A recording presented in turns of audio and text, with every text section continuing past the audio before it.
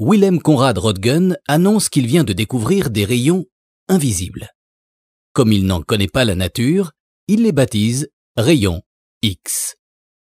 Rendez-vous compte, avec ces rayons, on peut voir à l'intérieur des objets, comme les sacs ou les valises. Et quand on interpose la main, ce sont les os qui apparaissent. Il faudra 16 ans pour lever le doute sur la vraie nature des rayons X. Oui, il s'agit bien d'une lumière, comme l'infrarouge, le visible ou les UV, mais plus énergétique. Une lumière exceptionnelle, car elle est capable de rendre les hommes transparents. Dès janvier 1896, l'expérience de Röntgen est reproduite partout dans le monde. Le public y voit matière à distraction dans les grands magasins et les baraques foraines qui s'équipent sans aucun mal du matériel nécessaire. Il suffit de disposer d'un générateur de haute tension qui envoie le courant dans un tube à vide.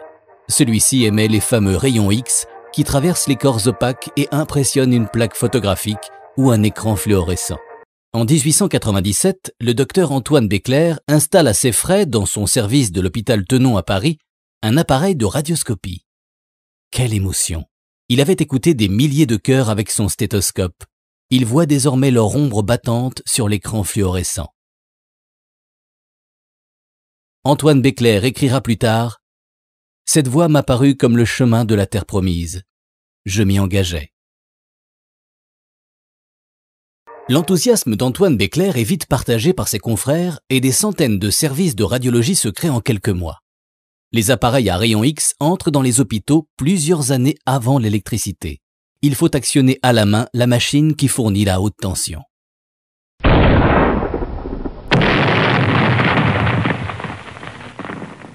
1914-1918, la Grande Guerre, la Der des Der, comme disent les poilus. Des voitures radiologiques parcourent le front aussi bien du côté allemand que du côté français avec les fameuses petites curies. Antoine Béclair, alors directeur du service radiologique des armées, est secondé par Marie Curie. Avec sa fille Irène, elle se charge de la formation des manipulatrices et pratique elle-même les examens des blessés. À quelques centaines de mètres des combats, les chirurgiens opèrent sans relâche, équipés d'une bonnette, c'est-à-dire d'un écran de radioscopie qui leur permet de localiser les balles et les éclats d'obus. Plus d'1 million d'examens sont pratiqués et des milliers de soldats sont sauvés. La radiologie s'impose en tant que discipline médicale. Mais les pionniers de la radiologie ignorent le danger des rayons X. Ils manipulent leur appareil sans précaution.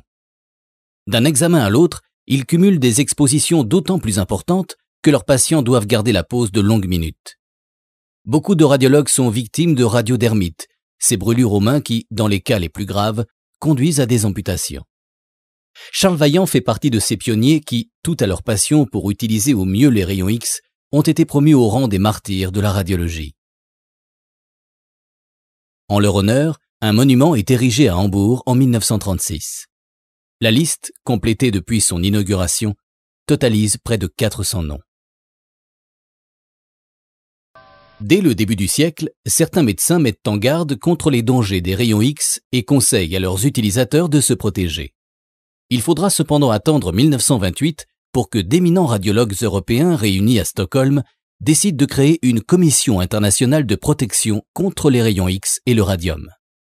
Sur la photo, on reconnaît Antoine Béclair à droite, dont la main gantée cache l'amputation de 2 phalanges à la suite de radiodermite. L'objectif est de réglementer l'usage des rayons X et d'imposer des normes de radioprotection pour le personnel médical. Pour la protection des patients, il faudra encore attendre plusieurs décennies. Côté matériel, on installe des écrans.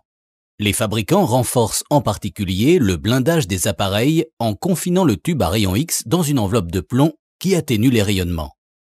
Les radiologues eux-mêmes se mettent à porter des tabliers et des gants plombés. Une bonne pratique consiste également à réduire le temps de présence dans le champ des rayonnements. D'où la première réglementation visant à limiter le nombre d'heures de travail des radiologues. L'utilisation de plus en plus répandue du film photographique et la commande à distance vont considérablement améliorer la radioprotection des radiologues, mais aussi celle des patients.